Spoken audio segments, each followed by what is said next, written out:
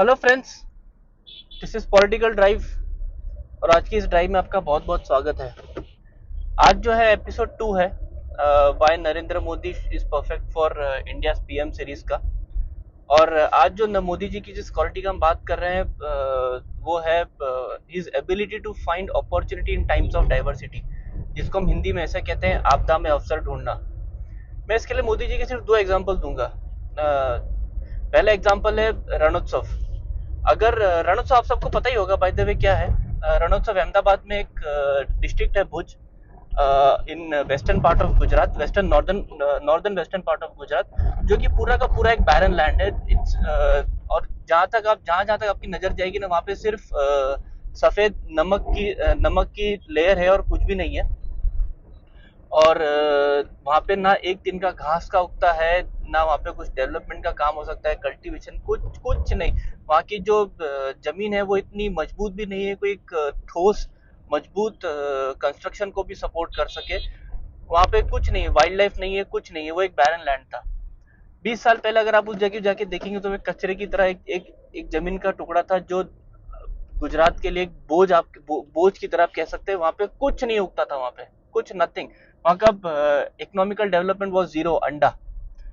वहां पे जब Modi ji PM sorry CM बने थे, तो उस टाइम पे उन्होंने एक प्रोजेक्ट वहां पे शुरू किया, रणोत्सव। उस रणोत्सव की खास बात बस एक एक ही चीज थी, जो नेचर ने गुजरात गवर्नमेंट या मोदी जी को दी थी, या गुजरात टूरिज्म डिपार्टमेंट को दी थी।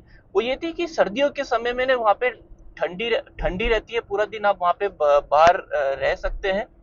और एक बहुत ही खूबसूरत दिखने वाला नजारा है वो। आप आप लोग इमेजिन कीजिए कि आप अब तो आपने सब देख ही लिया क्या है वो।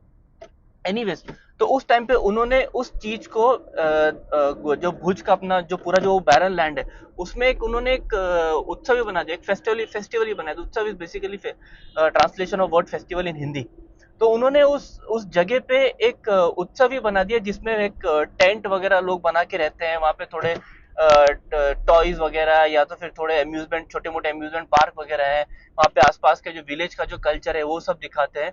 तो इन सब चीजों की वजह से ये हुआ है कि बाहर से जो लोग हैं, नॉट फ्रॉम गुजरात, बल्कि पूरे पैन इंडिया, बल्कि बाहर से भी अब तो वहाँ पे लोग आते हैं।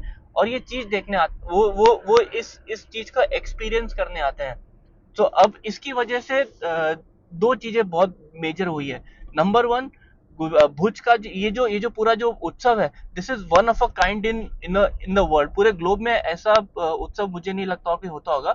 और दूसरा, इस वजह से भुज का जो इकोनॉमिकल जो कंडीशंस है, वो बहुत बहुत बहुत जमीन आसमान का फर्क आ गया है इन लास्ट 15 to 20 ईयर्स। तो मोदी जी को प्रॉब्लम ये थी कि उस जगह पे ना ही कोई इकोनॉमिकल डेवलपमेंट था, ना ही वहाँ पे कुछ कल्टीवेशन कर सकते थे, ना वहाँ पे कुछ आप इंफ्रास्ट्रक्चर डेवलप कर सकते थे, ट्रेन वगैरह वहाँ पे कुछ नहीं था। वहाँ पे औरतों को पानी लेने के लिए, जो कहते हैं ना कि पहले कहते थे कि हमारे जमाने में तो माए 20-20 25-25 किलोमीटर जाती थी, अब वहाँ पे उस टाइम पे होता था। अब वहाँ पे सब अब नहीं होता वहाँ पे। So economical development has taken place. वहाँ का जो कल्चर है वो बाहर के लोग देख रहे हैं, तो वो नोन हुआ है। So this is one example. Second example was Covid. It's a beautiful example. इसमें दो चीजें मोदी जी ने दो चीजें निकाली है मोदी जी ने। Number one, PP kits. Number two, vaccine. जब कोविड इंडिया में आया था, उस टाइम पे आप लोगों को पता है कि इंडिया में कितनी कंपनीज है जो पीपी किट्स और मास्क और ये सब चीजें बनाती थी? Zero companies, zero. पूरा का पूरा जो ये जो पीपी किट्स और इसका था, ये पूरा चाइना से एक्सपोर्ट होता था। एंड बाय द एंड, जब तक कोविड का सेकेंड वेव खत्म हुआ, तब तक इंडिया में पता है कितनी कंपनीज, क्या बोलते हैं उसको, ये कोविड पीपी किट और मास्क बनाती थी? वो छोड़िए, India was exporting to more than 100 countries PP kits and mask. इस लेवल का टर्न अराउंड हो गया था, और ये बिना गवर्नमेंट सपोर्ट के नहीं हो सकता था।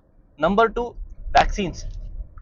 Vaccines is a beautiful example of finding opportunity in terms of adversity. हमारे पास जब कोविड आया था, तो पूरी दुनिया इस कोविड वैक्सीन से लड़ने में लग गई थी। सबसे पहले लोगों की लड़ाई क्या थी? Identification, detection. उसमें भी इंडियन की काफी फार्मा कंपनीज ने इन टाइम किट्स बनाई थी। दूसरा क्या था? प्रिवेंशन। पहले आइडेंटिफिकेशन, एंड देन प्रिवेंशन। जिन आइडेंटिफाई करो कि जिन जिनको कोविड हुआ है और उनको फिर आइसोलेट करो। और जैसे जैसे ये हो रहा था वैसे वैसे आप अपना प्रिवेंशन का लेवल भी बढ़ा रहे थे। प्रिवेंशन के लिए आपको क्या चाहिए था?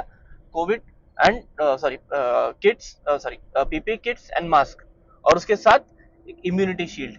हर्ड इम्यूनिटी की लोग बहुत बात कर रहे थे, but it was a bullshit idea. Herd immunity, anyways, अब सीधी बात है यार, आप जब भी कोई एक नोवल वायरस से लड़ रहे होते हो तब आप हर्ड इम्यूनिटी पे डिपेंडेंट नहीं हो सकते। Herd immunity takes years and decades to develop।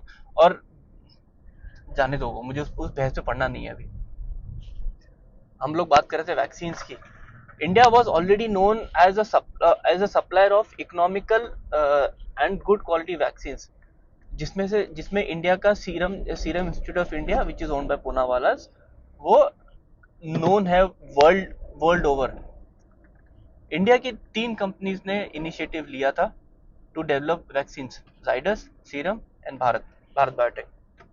इसमें से 2 कंपनीज ने अपनी वैक्सीन लॉन्च करी, and in by the end we manage to supply the vaccine almost to every country in the world, almost every country.